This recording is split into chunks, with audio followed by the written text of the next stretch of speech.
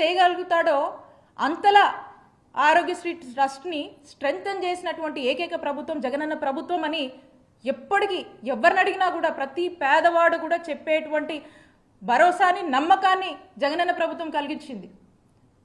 ఈరోజు మనకు ఆరోగ్యశ్రీ ట్రస్ట్ కింద ఎంతోమంది ఎంప్లాయీస్ పనిచేస్తూ ఉన్నారు. కాల్ సెంటర్స్ పనిచేస్తున్నాయి, ఎమర్జెన్సీ కాల్ సెంటర్స్ పనిచేస్తున్నాయి, అండ్ ఎస్పెషల్లీ ప్రెగ్నెంట్ ఉమెన్కి సపోర్ట్ సిస్టమ్కి పనిచేస్తూ ఉన్నాయి. ఏదన్నా ఏ హాస్పిటల్కి వెళ్ళాలని ఈ రోజున ఎవరు ఫోన్ చేసినా కూడా మీరు ఎక్కడ ఉంటారు పలానా హాస్పిటల్కి వెళ్ళాలని రౌట్ చేసే సిస్టమ్స్ని ఈరోజు పనిచేస్తున్నాయి మన దగ్గర. అలాగే ఈ అన్ని సిస్టమ్స్ మనం పెట్టినటువంటి సిస్టమ్స్ని మెయింటైన్ అండ్ మానిటర్ చేస్తున్నాం. మళ్ళీ ఇవి సరిగా పనిచేస్తున్నాయి మనమే ఒక క్రాస్ చెక్ మెకానిజం పెట్టుకొని ఇవి బాగానే ఫంక్షన్ అవుతున్నాయా, బాగానే పనిచేస్తున్నాయా, ప్రజలకి సరైన టైంలోనే అన్నీ మనము అందించగలుగుతున్నామా, అంబులెన్స్లు కరెక్ట్గానే వెళ్తున్నాయా, ఏ హాస్పిటల్కి వెళ్తున్నారో అవన్నీ కూడా మనం ప్రాపర్గా ఒక గైడెన్స్ ఇచ్చి రౌట్ చేస్తూ దీన్ని మనమే మానిటర్ చేసుకుంటున్నాము.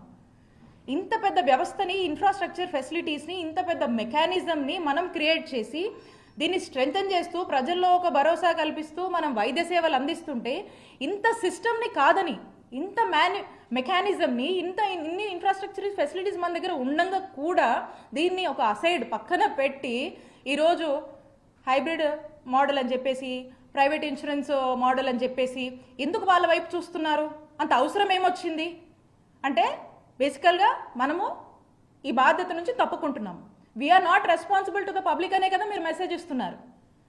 ప్రజల ఆరోగ్యం మా బాధ్యత కాదు, మేము ఓ ప్రైవేట్ ఇన్సూరెన్స్ కంపెనీకి అప్పచెప్పాము, ఇక వాళ్ళు చూసుకుంటారు అనేది కదా మీరు ఇస్తున్నటువంటి మెసేజ్, అంతే కదా? ఇది ఎంతవరకు కరెక్ట్ అని కూటమి ప్రభుత్వాన్ని మేము ప్రశ్నిస్తున్నాం. ఈ ఇన్సూరెన్స్ మోడల్ గురించి చూసుకుందాము. మనం చూస్తూ ఉన్నాము కొన్ని స్టేట్స్ నిజంగానే ఈ ఇన్సూరెన్స్ మోడల్ మహారాష్ట్ర, కేరళ వాళ్ళు ట్రై చేసి ఏం చేసాయి, చివరికి క్యాన్సిల్ చేసుకుని మళ్ళీ ట్రస్ట్ మోడల్కే వచ్చి ట్రస్ట్ పద్ధతిలోనే మళ్ళీ ఇప్పుడు వైద్య సేవలు అందిస్తున్నారు. వర్కౌట్ అవ్వలే. This private insurance model is the failure model. దీన్ని కొన్ని స్టేట్స్ ఇంప్లిమెంట్ చేసుకొని క్యాన్సిల్ చేసాయి వర్కౌట్ అవ్వట్లేదని. అలాంటిది ఒక చక్కటి, అసలు మనమే ఇతర రాష్ట్రాలకు ఆదర్శంగా, దేశానికే ఆదర్శంగా ఉన్నటువంటి ప్రోగ్రాం మనది ఆరోగ్యశ్రీ పథకం. 2007లో ఈ ప్రోగ్రాం మనం ఇనిషియేట్ చేసినప్పుడు వైఎస్ఆర్ గారు దేశానికే ఎంతో ఆదర్శంగా మనం నిలిచాం, ఇన్స్పైర్ చేశాం.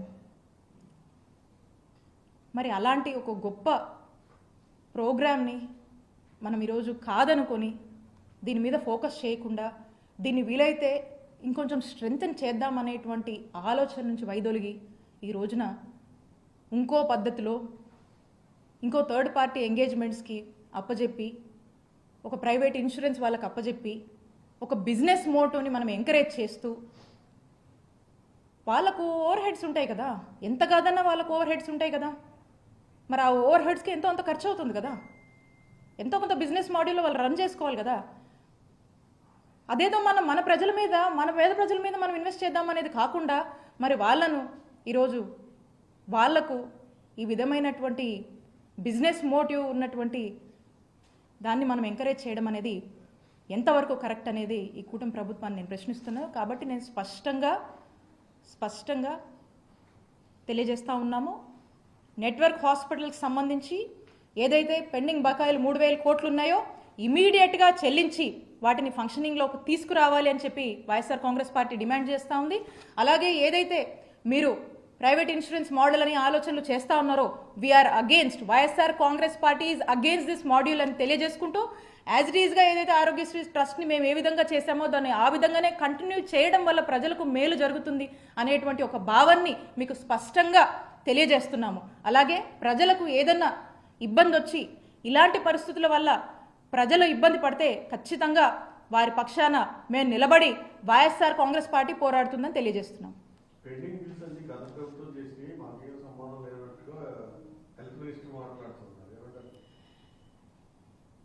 అన్న మీ అందరికీ తెలుసు, అంటే మేము వైఎస్ఆర్ కాంగ్రెస్ పార్టీ జగనన్న ప్రభుత్వము అధికారంలోకి వచ్చినప్పుడు అంటే 2019లో మేము వచ్చినప్పుడు 632 కోట్లు పాత అంటే గత ప్రభుత్వం ఏదైతే వారి యొక్క బకాయిలు ఉన్నాయో 632 కోట్ల బకాయిలు మేము కట్టాము.